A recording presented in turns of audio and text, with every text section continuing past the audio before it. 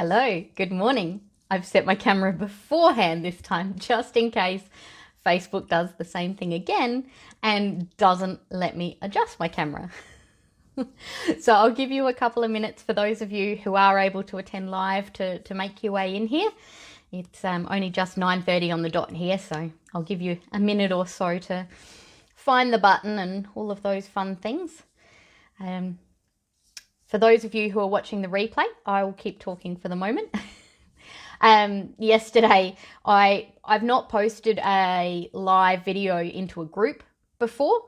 I've done it through pages and those sort of things and not had any issues. But for some reason, I just constantly got an error message yesterday every time I tried to trim the video and when I tried to change the thumbnail. So it looks like the video, you can see it and things, but yeah, I apologize.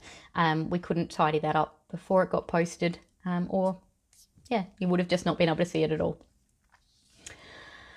It's a lovely day here today. It's going to be 31 degrees, which is about time because it's November next week. But yeah, very windy and it looks like it's going to be rainy again by tomorrow. So it's just a little taste of summer before we head into the real, well, even it doesn't sound like we're going to get real heat this year again. Last year was a pretty cool summer, well, for our standards. And they're saying that again, we're going to be expecting another cool summer, which is good because it means you can get more stuff done because you don't have a run of 45-degree days. But it also means that the produce, such as the almonds, don't ripen properly because they need that heat. All right. So for those of you who are here, welcome. Welcome to day 2. I hope that you're finding it useful so far. I know that we have started off with some of the more foundational introduction topics, but I promise today is the last one of those. We will be getting into the meaty instruction of the actual body language positions and gestures and those sort of things from tomorrow. But you really need to have these foundational things to be able to apply these techniques and things in your day-to-day life, because it's all well and good to come in and learn that, you know, this gesture means this and this gesture means that, but you walk away from that training and you very quickly forget what it is that you've been taught because it's so specific and well, it's so specific to the gesture, but it's not specific to your own situations. So what I'm hoping is that by teaching you these foundational things first, you will start to put in practice the techniques of actually paying attention to body language, which will help you to continue to analyze the body language, which will help you then to remember the gestures and the positionings and things that we're going to be going over in the next couple of days. So yeah, I know it's not as exciting as if we were, you know, out there being body language analysts from the very beginning, but this is the better way to learn it because then you can apply it in your situation. So yesterday we talked about establishing baseline. Well, we did the introduction to body language first. What is it and why does it exist? And I realized after the live that one of the things I didn't mention is these are automatic behaviors. They are things that we, in most cases, don't have control of, and especially if we're not aware of these behaviors, then we're just going to do them naturally. They're inbuilt primitive movements that, you know, they are the same for all humans and actually a lot of animals. You might have seen the dog post on the email and the Facebook post today, and you can tell straight away that dog is listening. It's tilting its head. It's got an ear directed. Those are the sort of things that we're talking about. These primitive movements can be seen across most mammals. Monkeys especially. We can see a lot of body language in monkeys. All right, so yeah, we did the intro to body language, what it is, and I've just mentioned now about where it comes from. We then talked about establishing baseline. So that's about making sure that we know what a person's normal behaviors are before we start to do any analysis on their behavior. So the reason that we do this is because some people have either disabilities, they might be neurodiverse, or they may just have habits or tics and those sort of things that we don't want to think indicate something when actually it's just a normal part of their behavior.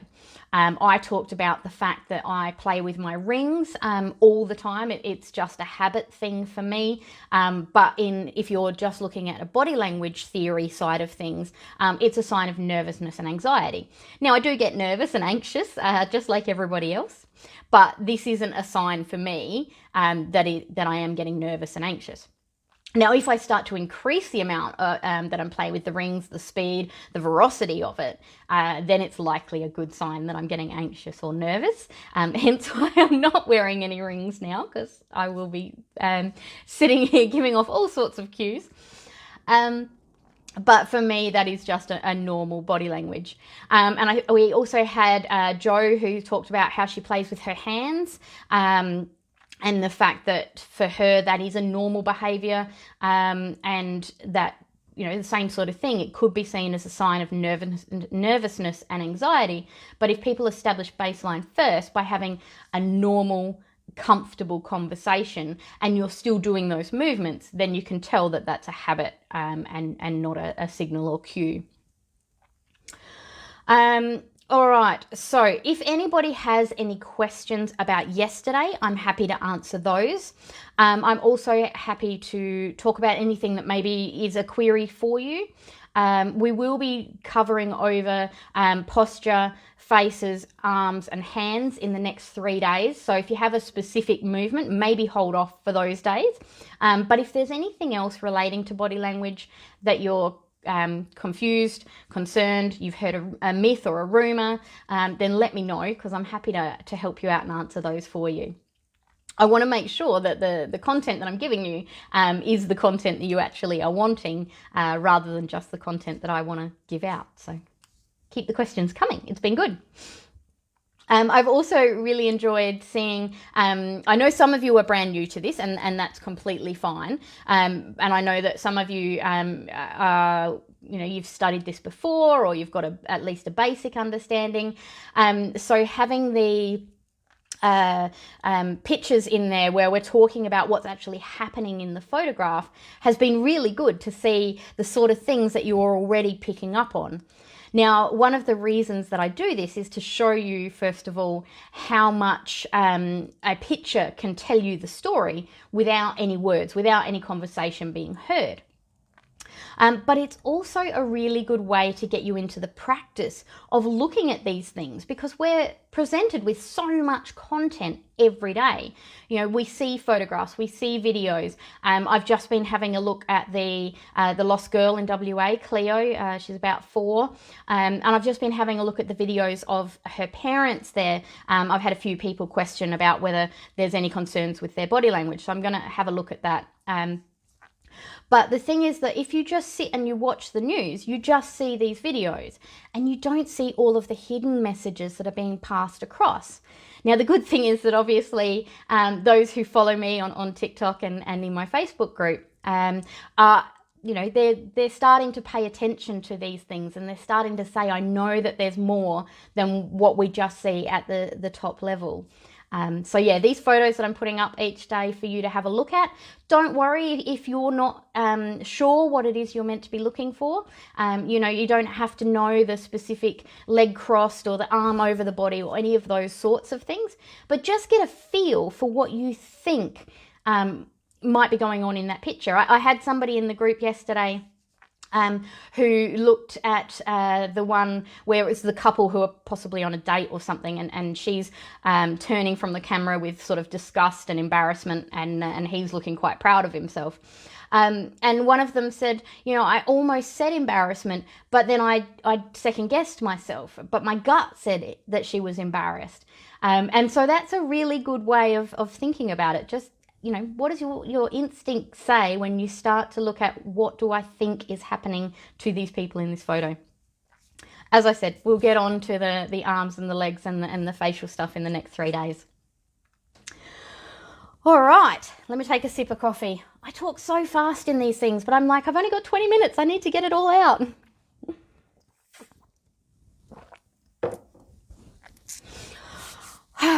All right, so today's post was about paying attention. And I know a lot of you are like, well, of course we're paying attention because we're looking at their body language. And as I mentioned, the fact is that while you're thinking about it, it's easy to pay attention to their body language. We use our intuition far more than we think. Yes, absolutely. Well, it's so often that we get that gut feeling and we're like, oh, what is making us feel that? And I think this is, one of the reasons why people come to me and say, hey, can you look at this video? On TikTok recently, there was a girl who surprised her boyfriend who was away in college, and it blew up because everybody was like, "Oh my goodness, he was cheating on her. That girl had his phone, and then his girlfriend turned up." And the thing was that none of us were there to actually get that gut feeling. We didn't know what the situation was, but certainly for some people, it raised those red flags, and that was the intuition side of it. Good work. Okay, so the paying attention, and this is about actually changing the way we interact with people all the time. So this isn't about just because we're doing a 5-day challenge, we're really making an effort to pay attention to body language. It's about changing the way that we interact with others. And even without paying attention to the body language side of things, you're actually going to improve the interactions that you're having by paying attention to the other person just that little bit more. So the first way that I talked of doing that is the actually stopping and listening to what the other person is saying. And I've been practicing this for a very long time, and I still catch myself doing this. I do have a lot of interesting stories. We all do. And so when somebody is talking about something that we can relate to or we're interested in or we've heard about, we want to tell our side of the story. It's a normal behavior to want to tell people about, something related to you. We are all very self-centered. But what we need to do is catch ourselves in that moment when we're thinking, will you just hurry up and finish your sentence so I can actually tell you about my exciting story? And stop and realize that we're doing that and go back to focusing on what the other person is saying. Now, one of the little techniques that I've taught myself is, well, unfortunately, that's their problem if they don't get to hear this wonderful story that I have. I don't have to tell every story. And it's taken me some time to get to that point where I can say, you know what, I have a great story, but I'm not going to tell it here because this isn't about me in this situation. And so I like to use that to redirect me then to come back to, let's just listen to what the other person is saying. Let my thought go and actually focus back on what this person is talking about. Now, the reasons that this is good, one, you're going to have a better interaction with the person that you're interacting with. But two, by redirecting your thoughts back to them, it allows you to then start to pay attention to their body language and their facial expression because you're not distracted by those other thoughts that are happening in your head. Now, it's kind of a two-way thing because you stop being distracted by that and now you're going to be distracted by, oh, what does that body language mean? But at least you are focusing on the other person and the interaction that's happening. All right. What was my next one that I had in my list? All right. The next one was to stop being distracted. And I know that this is a circle.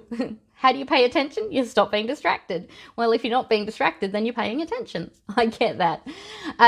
But for those who are, used to having their phone out in a conversation, I do this quite often with my husband. He comes home and he wants to tell me about his day, but I'm right in the middle of sending an email to the school. And, it's not even like I'm just scrolling on Facebook or something. But I know that right now he needs my attention. I can come back to the email, put the phone down, and actually pay attention to what it is that he's wanting to communicate to me. And it can be that. It can be that, you're meeting somebody in the street and there's some roadworks going on down the road. And so they're talking to you, but you're watching what's happening down the road. You're missing all of that, all of those messages that they're sending out while you're watching the roadworks and things. So start to think about how much attention you are actually paying in these interactions that you're having. Another one that it can be good to practice it is to practice it with your kids. You know, when your kids start to tell you this story and it's going on and you're thinking, I don't even know where we're going with this. What's the point? You know, I need to go and write the shopping list. Actually practice then stopping and paying attention, even if you're not interested, to see what it is that person is trying to communicate to you. Again, it's another way that you can practice bringing this into your everyday life. All right, coffee first, big breath. Now, while I'm doing that, let me know if you have any questions about any of this. Does the paying attention side of things make sense in relation to being able to then pick up more of the cues?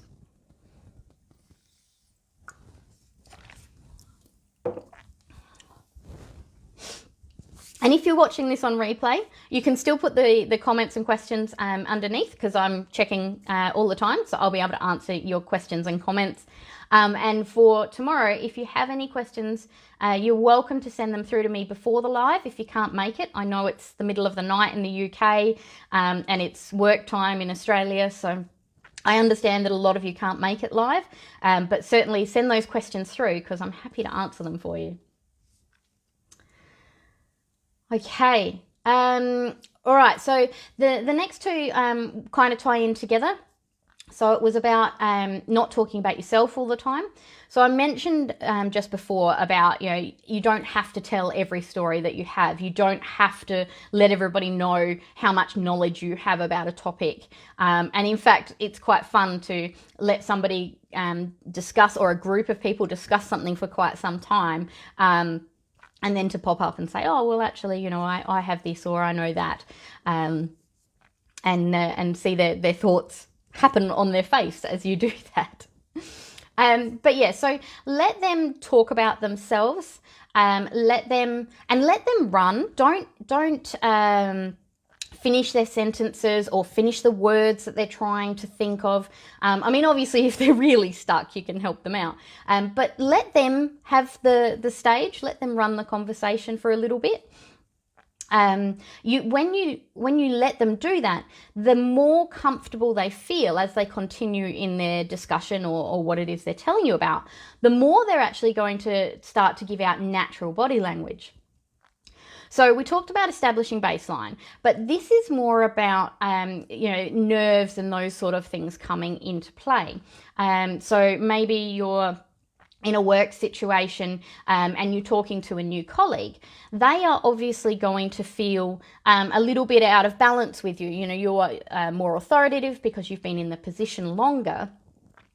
But if you let them start to talk about something they're interested in, especially if it's about them, you will find that they start to settle down, which allows you to establish baseline a little easier. But it also stops them thinking about how they're appearing to you, and they start thinking about what it is you're discussing. And this then allows their normal body language to show through. Now, this isn't just baseline body language. This is, I'm reacting normally to whatever it is that you're discussing. And so if for me, normal when talking about, dogs is something that makes me happy and positive, then you're going to start to see that happy and positive body language. The other thing that you can do, if maybe they're a little bit introverted or a little bit shy, and they're not keen to be the one to lead the conversation, is that you can redirect the conversation to something that they're interested in.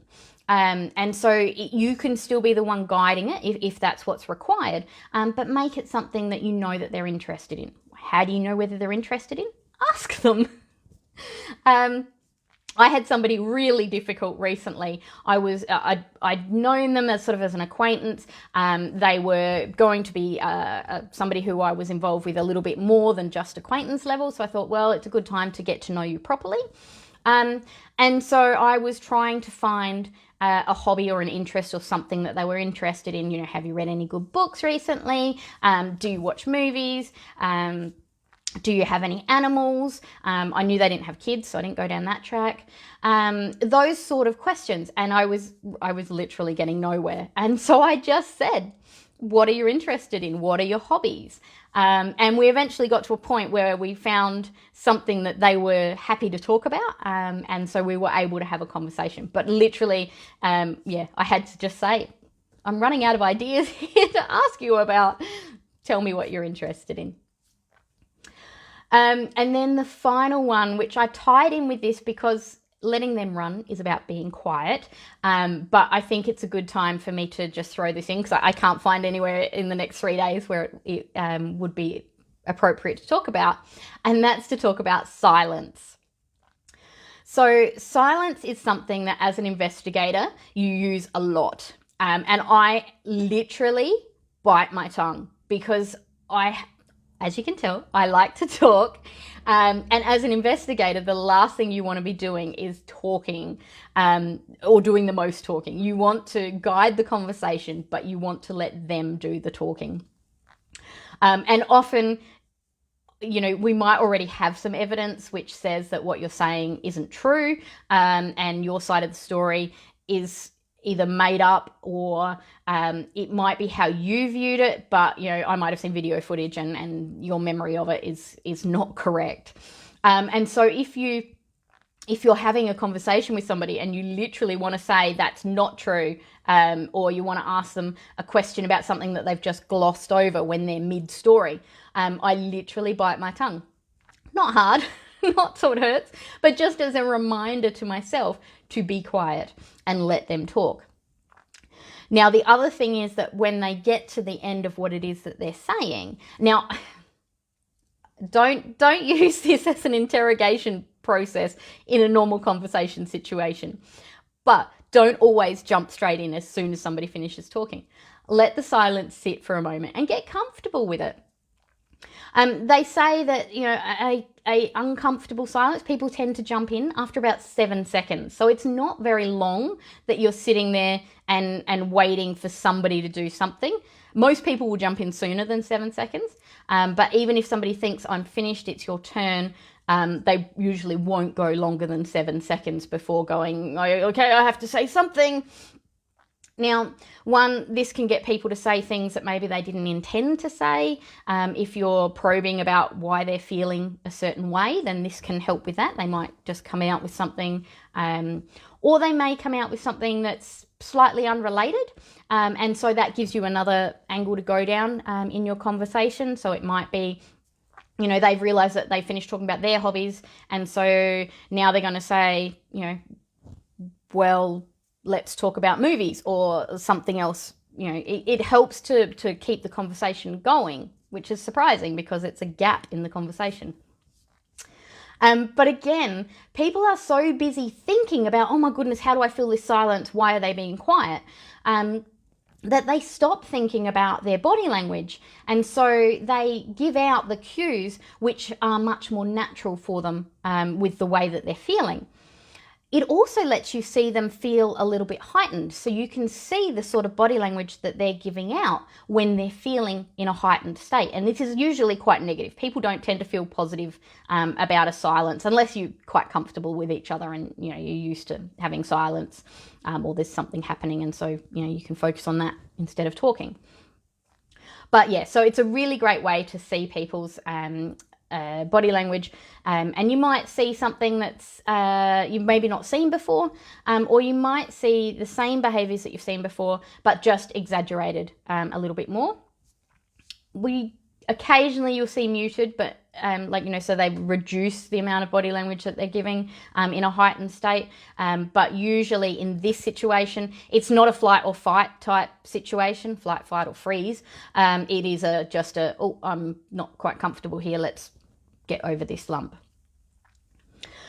So does that make sense? Have you tried using silence to change a conversation or get people to talk?